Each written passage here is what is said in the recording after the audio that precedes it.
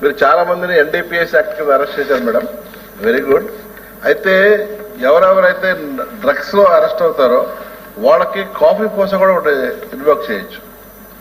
Coffee పూస అంటే prevention of smuggling act లో ఇది కూడా ఇన్వోక్ చేస్తే 2 years imprisonment direct without any trial, straight. ఇదొకటి ఉంటుంది. అది ఎప్పుడన్నా మీరు ఇన్వోక్ చేశారా స్టేట్ లో? కాఫీ పోసాకి ఎప్పుడన్నా ఇన్వోక్ చేశారా?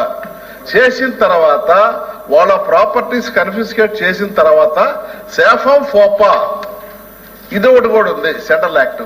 ఇవి రెండు మీరు అప్లై చేయొచ్చు. చేశారా? చేసుంటే చెప్పండి, చేయలేకపోతే ఫ్యూచర్ లో ఎవరైనా చేసే ప్రపోజల్ ఉంటే చెప్పండి.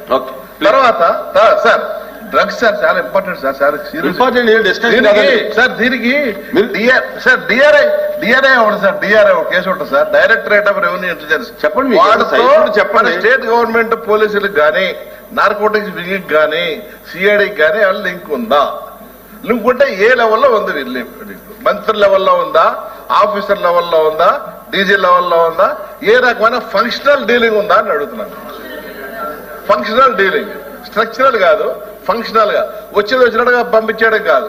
మన రోజు ఎవ్రీ వీక్లీ కానీ మంత్లీ ఒకసారి కానీ సీజన్ అయిన తర్వాత మాట్లాడుకోవటం కానీ. ఫర్ ఎగ్జాంపుల్ నిన్న కుకైన్ జరిగింది కదా, ఆ కుకైన్ ఆరిజిన్ ఎక్కడి నుంచి వచ్చింది, మరి ఇక్కడ ట్రాన్సిటా, ఇది కన్జంప్షన్ స్టేటా అనేది ఎవరైనా ఇన్వెస్టిగేషన్ చేశారా? ఇటువంటివన్నీ ఫంక్షనల్ గా మనం డిఆర్ఐ కానీ ఈడీ కానీ కస్టమ్స్ కానీ కెనడియన్ మౌంటెడ్ పోలీసు కానీ ఇంటర్నేషనల్ ఆర్గనైజేషన్స్ తో కనెక్షన్ డీల్ చేసే మన మెషినరీ ఉందా లేదా? మీరు మాట్లాడతారా సూటిగా?